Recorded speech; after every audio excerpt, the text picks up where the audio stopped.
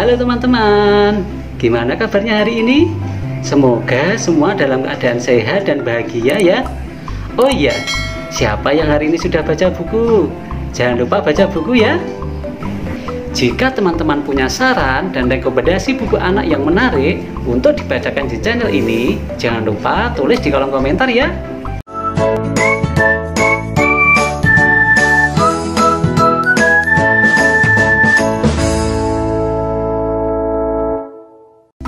Kali ini Kak Adi akan membacakan cerita berjudul Petualangan Davin dan Davina, si kembar di negeri pastri. Buku ini ditulis oleh Desi Lawati P dengan penyunting Kak Irin dan diilustratori oleh Kak Via. Penerbit buku ini adalah ProKids, kelompok penerbit ProU Media. Di dalam buku ini ada banyak cerita menarik loh. Tapi Kak Adi akan membawakan dua judul cerita, Membuat Gempar Sekolah dan Rapat Penting Si Kembar. Teman-teman mau tahu ceritanya? Yuk kita mulai baca bukunya. Davin dan Davina lari terbirit-birit memasuki bangunan sekolah dan berhasil membuat gempar para guru yang masih berada di kantor. Bu guru, ada penculik di luar, seru Davin panik. Bawa karung buat masukin anak-anak kecil, sahut Vina dengan tampang serius. Bu Jenny dan Bu Ami saling berpandangan. Pak Kepala Sekolah pun langsung bergegas menuju jendela dan melihat keluar. Guru-guru yang lain berkerumun di belakangnya. Beberapa guru yang lain keluar kantor. Pak Roya, sang kepala sekolah, tampaknya tidak melihat pria mencurigakan di halaman sekolah. Sementara itu, Bu Jenny menanyai si kembar. Kenapa kalian belum pulang? Kalau kami pulang sendiri, nanti diculik, Bu, kata Davin lagi. Pak Kepala Sekolah menoleh ke arah Davin. Loh, memangnya ibu kalian kemana? Tanyanya. Selama beberapa saat, Davin dan Davina berpandangan. Lalu, Vina menepuk dahinya. Wah, iya ya, kita kan mau dijemput Bunda. Oh iya, kami pikir kami mau pulang sendiri, terus nanti diculik orang asing, kayak yang di buku itu kan? Kata Davin. Pak Roya pun tersenyum. Oh, jadi kalian menyangka kalau pulang sekolah sendiri nanti bisa diculik orang aneh seperti di buku yang kalian baca? Tanya Pak Roya. Davin dan Davina serempak menggeleng bersama. Kami tidak bisa baca sendiri, kami dibacain ayah atau bunda. Pak Roya dan guru-guru lainnya pun tertawa mendengar jawaban polos mereka.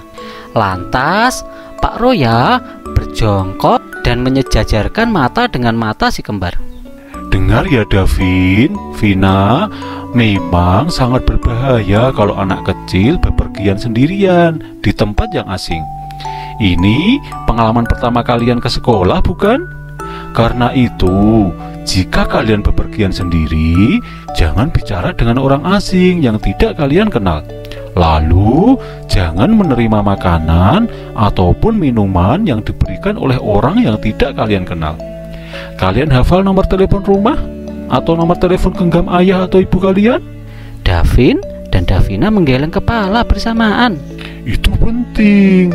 Nanti sampai di rumah kalian harus menghafalkannya ya. Juga alamat rumah kalian. Dan yang paling penting, besok kalau kalian mulai pulang sendiri, kalian harus langsung pulang.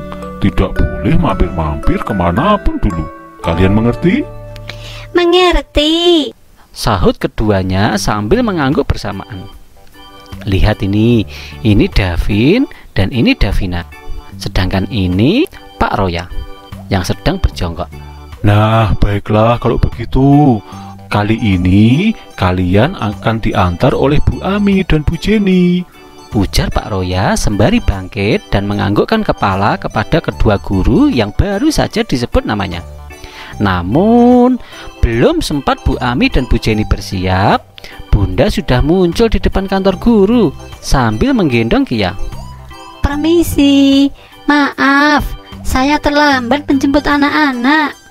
Ujar Bunda sembari menatap Davin dan Vina dengan cemas. Si kembar pun langsung berlarian menghambur kepada ibu mereka. Untunglah mereka tadi belum pulang sendiri, Ibu, ucap Pak Roya. Bunda, tadi ada penculik, lapor Davin. Iya Bunda, penculiknya bawa karung. Bunda tampak kaget sekali. Kami sudah mengecek di luar, tapi orang yang mereka maksud sudah tidak ada lagi, jelas Pak Roya. Bunda mengerutkan keningnya. Ah, mungkin saja itu hanya imajinasi mereka, Pak. Mereka biasa begitu di rumah, pura-pura ada sesuatu atau terjadi sesuatu, tapi sebenarnya tidak ada apa-apa. Si kembar dan kakaknya memang senang bermain peran, ujar Bunda menerangkan. Bukan bermain peran, Bunda, sahut Vina memprotes. Tadi itu beneran ada. Iya, ada, sahut Davin tidak kalah seru. Mungkin saja bukan penculik, hanya orang yang kebetulan lewat dan bawa karung. Davin, Vina, kata Pak Roya berusaha menenangkan. Setelah berbincang sebentar dengan Pak Roya serta Bu Ami dan Bu Jenny, akhirnya Bunda meminta Davin dan Vina untuk berpamitan. Lain kali kalau bertemu dengan orang mencurigakan di sekitar sekolah, kalian tidak usah panik, langsung saja lapor pada Pak Guru atau Bu Guru ya. Iya Pak. Akhirnya si kembar pun pulang bersama Bunda dan Kia. Sewaktu keluar dari gedung sekolah, si kembar masih celingak-celinguk mencari kalau bapak-bapak aneh tadi masih ada. Namun benar apa kata Pak Roya, di luar memang tidak ada siapa-siapa. Jangan-jangan hanya imajinasi mereka saja. Sementara mereka menaiki kereta mesin dan pergi meninggalkan PT Garden, sesosok bayangan di balik tembok sekolah mengawasi mereka. Wah, siapa sosok ini ya? Mungkinkah si penculik yang dimaksud si kembar tadi? Teman-teman tahu siapa sosok bayangan itu? Yuk kita cari tahu. Sampai di rumah, si kembar langsung menceritakan kejadian di sekolah tadi pada kakak mereka Z yang pulang beberapa saat setelah mereka. Z hanya menanggapi dengan setengah tertarik saja. Ia beranggapan bahwa apa yang diceritakan si kembar pastilah hanya imajinasi mereka saja. Paling-paling kalian lagi main jadi siapa gitu, terus pura-pura sudah pulang sekolah, padahal sebenarnya masih di sekolah. Terus lihat ada orang aneh yang kalian pikir penculik, ya kan? Kata Z. Memang banyak benarnya, tapi beneran ada penculik, sahut Vina dan Davin berbarengan. Tapi Z tak mau percaya. Biasa saja, dia cuma orang lewat yang sedang mengawasi kalian, dan kalian pikir dia penculik, padahal bukan. Ih, Kak Z sirik, sahut Vina. Muncul juga sifat tak sabarannya. Loh, kok malah ngatain sirik sih? Ya sudah kalau nggak percaya. Vina yang suka jahil itu menjulurkan lidahnya sambil menarik tangan Davin. Mereka berdua akhirnya memilih bermain berdua saja karena merasa kesal pada Kak Z yang tidak mau percaya pada cerita mereka. Malah pamer bikin pancake sendiri, kata Vina sinis seraya mengambil bonekanya. Lihat ini Kak Z dan ini Davin dan Davina. Beberapa saat yang lalu sepulang sekolah, Z bercerita dengan begitu semangat bahwa dia diizinkan untuk memegang pancake-nya sendiri di kantin kejujuran dengan diawasi oleh salah seorang kakak tingkatnya di kelas 5. Biasanya anak kelas 2, apalagi kelas 2 semester awal, belum diperkenankan memasak sendiri bekal makanannya. Mereka baru boleh meracik sebagaimana saat masih di PT Garden. Davin menaiki mobil-mobilan plastiknya dan asik bergoyang maju mundur. Tapi asik juga Kak Ji, sudah boleh bikin pancake sendiri. Biasanya kita kan cuma lihat bunda yang bikin. Aku juga mau kok makan pancake, ujar Davin seraya mengelus perut buncitnya dan mendecakkan lidahnya, membayangkan lezatnya pancake yang ditaburi potongan pisang lalu dilumuri madu. Davin, Vina sewot. kita lagi ngomongin si penculik yang tadi siang. Davin melirik Vina yang sudah membuyarkan bayangannya tentang pancake dengan muka sebal. Anak laki-laki bermata sipit itu mengelus perutnya lagi.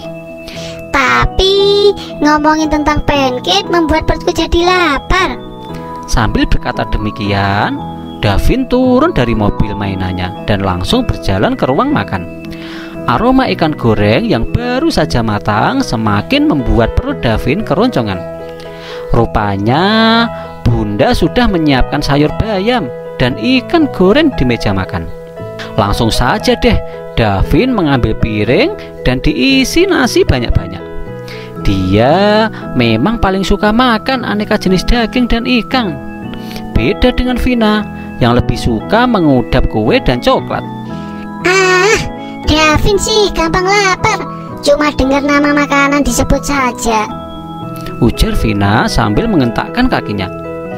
Lihat saja, sepanjang masa sekolah kamu pasti akan jadi semakin gendut dan gendut karena makan terus. Dan Vina pun berjalan mengendap-endap menuju ruang makan. Sebenarnya dia juga lapar, karena itu memang sudah jam makan siang. Davin, jangan lupa baca doa, nanti setannya ikut makan loh, ujar Vina mengingatkan. Davin yang sudah siap menyendok nasinya ke mulut langsung berhenti dan cengar-cengir malu. Bismillah, ucap Davin khusyuk. Setelah perut mereka kenyang, makan siang kali itu diakhiri dengan jus tomat dan wortel buatan bunda. Si kembar kembali ke ruang bermain dan bercakap-cakap seru, meski Davin sendiri sudah merasa ngantuk. Namun Vina bersikeras bahwa apa yang mereka lakukan ini adalah semacam rapat yang tak kalah penting dengan rapat-rapat ayah di kerajaan Pestrilia ataupun rapat harian bunda di balai desa. Jadi penasaran apa yang mereka rapatkan? Teman-teman penasaran? Kira-kira Davin dan Davina merapatkan apa? Yuk kita cari tahu. Rapat penting si kembar. Mana si kembar? Tanya ayah yang baru pulang sore harinya. Bunda yang sedang menyuapi Kia mengisyaratkan kepada ayah bahwa keduanya sedang berada di ruang bermain yang sekaligus ruang belajar. Si kembar tampak asyik bermain di sana, sementara Zi sedang bermain sepeda di luar rumah. Sedang apa mereka? Tanya ayah keheranan. Biasanya setiap kali ayah pulang, Zi, Davin, dan Vina, bahkan akhir-akhir ini Kia juga berebut menyambut ayah di depan pintu, lantas cium tangan satu-satu. Namun tadi cuma Zi yang menyambut ayah di luar, lalu Kia yang sambil makan, sementara si kembar sama sekali tidak kedengaran suaranya. Sedang apa sih sebenarnya mereka? Ternyata mereka sedang melakukan persiapan. dengar ya Vin, ujar Vina dengan mimik yang sangat serius. aku yakin penculik itu pasti akan datang lagi besok pagi. Apalagi dia sudah melihat wajah kita. Pasti besok kitalah yang akan dimasukkan ke dalam karung dan dibawa pergi. Cara Vina mengucapkan semua itu benar-benar dengan nada meyakinkan, seolah dia bisa melihat sendiri kejadian yang akan mereka alami besok jika tidak berhati-hati. Dan ini membuat Davin agak ciut nyalinya. Untuk hal keberanian dan adu tekad, Vina memang lebih unggul dibandingkan Davin, yang membuat semakin banyak perbedaan di antara si kembar ini. Nanti kalau diculik beneran, Davin gimana dong nah?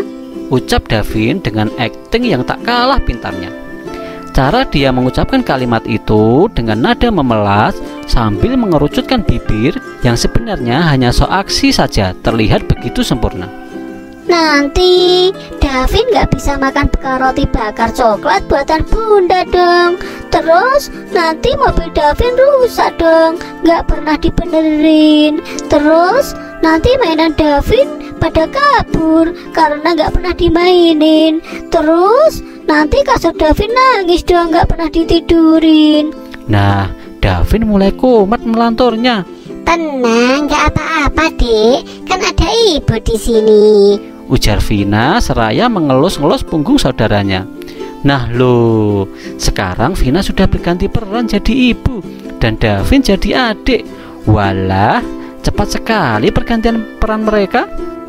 Jadi kita harus siap-siap senjata buat besok, Dek.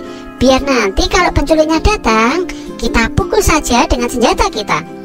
Senjata? Davin memiringkan kepalanya bingung. Ya iyalah dek, kan penculik itu orang jahat. Biar nggak berbuat jahat, kita harus melawannya dengan senjata. Oh, begitu ya, Bu? Ujar Davin sambil memanggut-manggut. Tak lama kemudian, keduanya sudah berdiri berdampingan di depan keranjang mainan besar, tempat semua mainan mereka disimpan. Biar bagaimana, cuma ini yang terpikir untuk dibawa sebagai senjata. Gumam Vina dengan gaya sok dewasa, seraya mengambil raket tenis plastik lengkap dengan bolanya. Ya, baiklah. Kalau begitu, aku mau bawa palu, biar bisa memukul si penculik besok. Memang kita punya palu di sini? Vina langsung mengacak-ngacak mainannya, mencari-cari palu yang dimaksud. Kan nggak mungkin kita bawa palu ayah. Kenapa nggak mungkin? Dimarahi ayah ya? Tanya Davin serius. Bukan. Vina nyengir. Kan berat. Davin menepuk jidatnya. Oh iya. Dehem ayah dari luar kamar bermain. Ayah pun melongok ke dalam kamar. Ada yang nyebut-nyebut ayah ya? Goda ayah seraya tersenyum. Ayah nggak boleh masuk. Ujar Vina sambil mendorong ayah menjauhi kamar bermain. Loh, kan nama ayah disebut-sebut. Kenapa ayah nggak boleh ikutan? Soalnya ini rapat penting. Sahut Vina. Davin mengangguk-angguk, seraya menggoyang mobilnya maju dan mundur. Dia sedang nangkring dengan malas di atasnya. Oh, rapat penting ya? Rapat apakah itu? Ujar ayah sambil meletakkan sebelah tangannya di belakang telinga dan berpura-pura siap mendengarkan perbicaraan si kembar. Nggak boleh, teriak Vina. Ayah segera saja pergi sambil masih menggoda Vina. Kalau saja ayah mau bersikeras mendengarkan rapat si kembar, Vina pasti akan mengamuk. Setelah ayah pergi, Vina kembali menghafiri Davin dan melanjutkan persiapan mereka. Nah, apalagi yang kita bawa, Dek? Wah, rupanya mereka kembali berperan jadi ibu dan adik. Kelereng. Tunjuk Davin ke arah keranjang paling bawah. Dia sudah mulai bersikap malas bergerak, yang menyebabkan lemak di tubuhnya semakin menumpuk dan menumpuk. Kelereng? Buat apa? Tanya Vina. Buat ngelincirin si penculik, seperti yang ada di film-film itu loh. Kelereng disebar dan penjahatnya jatuh tergelincir. Jawab Vina mantap. Ya, kita bawa kelereng. Dan Vina memasukkan 3 butir kelereng warna-warni ke dalam tas ransel Davin. Dia sendiri juga memasukkan 3 butir kelereng ke dalam tas ranselnya. Padahal untuk menggelincirkan seseorang, seperti yang mereka bilang, seperti dalam film itu, dibutuhkan lebih dari 6 butir kelereng, bukan? Ya sudahlah, kita lihat lagi apa yang disiapkan si kembar. Yuk kita cari tahu. Lihat ini, Davin dan Davina sedang mengumpulkan senjata untuk melawan si penculik. Jaring ikan ini bisa dipakai, kata Vina seraya memasukkan jaring bergagang kayu pendek yang besarnya tak lebih dari kepala orang dewasa. Biasanya buat nangkap kupu-kupu. Terompet? Ujar Vina. Buat apa? Tanya Davin. Vina menelengkan kepalanya. Untuk cari bantuan mungkin? Bola-bola? Ujar Vina lagi. Boleh. Nanti buat dilemparin. Pasti asik. Bola pun masuk ke dalam ransel, masing-masing 2. Vina juga memasukkan pistol air yang rencananya akan dia isi dengan air besok. Gagang telepon yang putus kabelnya, dia pikir itu bisa membuat kepala sakit kalau dilempar tepat di kepala. Sementara Davin membawa setir mobil mainan yang sudah patah, roda, dan rantai-rantai panjang dari logam. Ini pasti sangat berguna, katanya seraya memasukkan semua barang tadi ke dalam ranselnya sendiri. Kemudian ia pun mendapat ide. Kira-kira apa ya idenya? Aku akan tetap membawa palu. Palu yang ringan dan bisa dibawa-bawa. Palu yang ringan? Tanya Vina penasaran. Lego, ujarnya mantap. Davin pun bergegas mengambil koleksi legonya yang sudah ditata Bunda. Tara, kata Davin gembira. Maksudnya? Vina menggaruk-garuk kepalanya yang tidak gatal. Aku akan membuat palu dari Lego, ujar Davin mantap. Dan tanpa menunggu Vina lebih mengerti lagi, Davin sudah duduk bersila di sudut kamar bermain sambil merangkai legonya. Kalau sudah berurusan dengan Lego, Davin memang jagonya, dan dia akan kehilangan kontak dengan siapapun di sekitarnya selama proses pembuatan satu bentuk dari Lego tengah berlangsung. Artinya, Davin sedang berkonsentrasi tinggi. Bahkan dalam keadaan ngantuk berat pun, Davin akan langsung bisa berkonsentrasi jika sudah merakit legonya. Vina gak bisa menyamai keterampilan yang dimiliki kembarannya ini. Karenanya, dia melanjutkan pekerjaannya menyortir senjata yang akan dia pakai untuk beraksi melawan sang penculik besok pagi. Akhirnya, sebelum jam belajar dimulai, setelah pukul 6 petang, Vina sudah menambahkan wajan mainannya, sisir berujung bulat, beberapa karet gelang, kemoceng mini, dan kapur warna-warni ke dalam ranselnya. Sementara Davin menambahkan kaca spion rusak milik ayah, ikat pinggang, teropong plastik, spedol, sepotong kayu, dan sehelai bulu angsa yang ditemukan di belakang rumah. Mungkin itu dari angsa tetangga yang baru tiba sore kemarin, dibeli dari negeri Harvest untuk diternakkan. Selain itu, Davin juga membawa seluruh persediaan legonya yang masih tersisa setelah membuat palu tadi, dan membuat tas ranselnya menjadi gembung sekali. Kata Davin, besok dia mau membuat mobil dari Lego untuk dipakai melarikan diri jika si penculik datang. Wah, lucu sekali ya si Davin ini. Nah, sekarang si kembar siap beraksi. Itulah potongan cerita dari petualangan Davin dan Davina. Jika teman-teman ingin mengetahui kelanjutan ceritanya, teman-teman bisa membacanya di buku ini. Bisa langsung membeli di toko buku terdekat. Itulah cerita dari Kak Adi kali ini. Jika teman-teman ingin membaca cerita lainnya, yuk ajak ayah bunda, kakek nenek, dan kakak kalian untuk menceritakannya. Jangan lupa subscribe dan bunyikan loncengnya agar teman-teman tidak ketinggalan cerita seru lainnya. Bagikan dan share video ini agar semakin banyak yang melihat video ini. Sampai jumpa lagi di cerita lainnya yang lebih seru. Bye-bye.